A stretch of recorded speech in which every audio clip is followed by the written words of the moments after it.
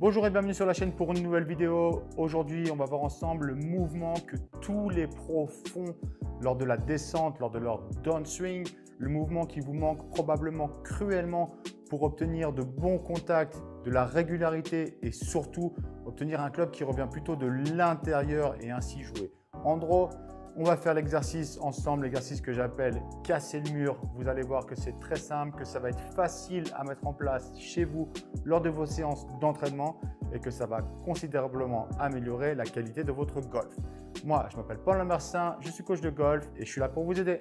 Avant de commencer, je vous rappelle que si vous avez des questions, n'hésitez pas à les mettre dans les commentaires. N'oubliez pas non plus de vous abonner à la chaîne si ce n'est pas déjà fait, de mettre un j'aime sur cette vidéo parce que ça m'aide énormément auprès de l'algorithme YouTube. Et rappelez-vous que si vous voulez qu'on travaille ensemble dans la vraie vie, vous pouvez venir me voir au Golf d'Évian où j'enseigne toute l'année ou sur l'un des nombreux stages que j'organise en France comme à l'étranger. Le sujet dont on va parler aujourd'hui, c'est le mouvement qui est commun à tous les pros, à tous les bons joueurs et qui manque probablement dans votre swing de golf. Lorsqu'on regarde ici, là, le swing des pros, sur cette petite compilation, on voit que tous, absolument tous, entre cette position ici, là, au début de la montée et l'impact, ont glissé comme ça, leur hanche comme ceci vers la cible, sans bouger la tête évidemment, mais on voit qu'il s'est opéré comme ceci, un glissement. Ce glissement, il est extrêmement important pour votre swing de golf. Ce glissement, il va vous permettre déjà une chose, c'est d'avancer le point bas du swing. Quand on regarde les amateurs, on voit plutôt l'inverse en fait qui se produit. On voit des joueurs qui sont là et qui font un truc comme ça. Donc vous voyez, on a la hanche avant comme ça qui recule. Là, ce qui se passe lorsque je fais ça, lorsque je recule ma hanche avant, eh ben, ça amène mon club, le point bas de mon club, là où le club est au plus bas pendant le swing, ça amène mon point bas avant la balle. Ça crée des grattes, ça crée des tops parce que si je ne gratte pas, mais que le club est au plus bas avant la balle, bah forcément, il remonte sur la balle et je fais un top. Et ça crée aussi ce qu'on appelle un par-dessus, puisque vous avez beau faire une super montée, vous êtes bien placé. Si cette hanche gauche recule comme ça, vous voyez, ça place le club comme ça devant vous. Alors qu'à l'inverse, si je suis là et que, comme les pros qu'on vient de voir ensemble à l'instant, j'avance mes hanches comme ça vers la cible à la descente.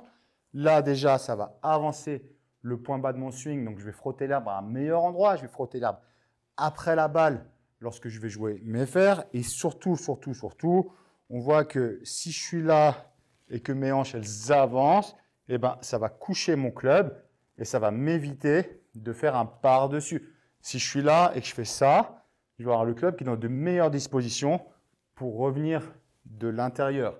Alors, pour apprendre ce mouvement, il y a plein de façons de faire. Et vous savez que si vous me connaissez, vous savez qu'on fait toujours des exercices, que je vous encourage à faire les exercices à la maison parce qu'il va falloir les comprendre.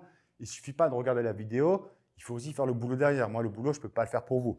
Donc, ce que je vous suggère, c'est de vous munir d'une plaque comme ça. Si vous voulez, je mets un lien dans la description pour vous la procurer parce que c'est juste incroyable. En fait, ça vous permettra de planter des baguettes pour travailler votre plan de swing ou différentes choses alors que vous êtes sur tapis, parce que sur tapis, c'est difficile de planter des baguettes.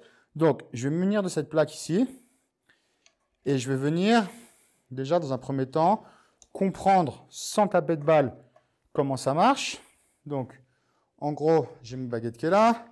Moi, je vais m'installer là avec la baguette ici au niveau de mes hanches. Et l'idée, ça va être de faire ma montée classique habituelle et de venir casser le mur comme ça à la descente. Et ça, vous avez vu que c'est un mouvement qui est très similaire, très semblable à ce que l'on vient de voir. Donc, je suis là, je fais ma montée et je vais casser le mur. D'accord? Il faut apprendre ce mouvement d'aller de l'avant. Ça, c'est vraiment un super exercice pour apprendre ça. Vous pouvez également décomposer un petit peu le swing, c'est-à-dire que vous vous placez, vous faites votre montée et avant de redescendre les bras, il va falloir glisser comme ça. Je glisse comme ça et je me rends compte, encore une fois, que lorsque je fais ça, naturellement, ça vient coucher mon club et ça m'apprendra à revenir un peu plus de l'intérieur. Vous pouvez faire aussi, comme je fais faire parfois aux enfants à l'école de golf, vous faites votre montée, vous vous arrêtez au sommet, et ensuite vous faites le glissement, puis vous frappez la balle. Le but, ce n'est pas de faire une belle balle, ce n'est pas l'objet. Le but, c'est d'apprendre un truc. Je m'arrête, je glisse comme ça et je tape la balle. Je glisse et je tape. C'est vraiment, vraiment juste pour comprendre comment ça marche. Ensuite, évidemment, l'idée, c'est qu'il va falloir le faire lorsque vous tapez la balle. Okay, donc, encore une fois, vous pouvez le faire déjà dans un premier temps en coup d'essai, glisser et tourner. Et là, normalement, si je le fais bien, on va voir que mon club va plutôt se coucher plutôt que d'être vertical. Je devrais obtenir un bon contact et naturellement, je vais pouvoir créer ce qu'on appelle un draw. J'ai mon draw, j'ai ma balle qui part à droite de l'objectif et qui revient gentiment vers la cible. J'ai obtenu un bon contact, j'ai utilisé mes jambes correctement et vous voyez, je suis même allé un petit peu plus loin que la cible avec mon fer 8. Je vous recommande fortement de faire cet exercice. Je vous recommande fortement de comprendre que si vous aussi vous voulez bien jouer au golf, il va falloir faire comme les pros, comme les bons joueurs, apprendre à shifter comme ceci le bas de votre corps et vous allez voir que votre golf va grandement s'améliorer.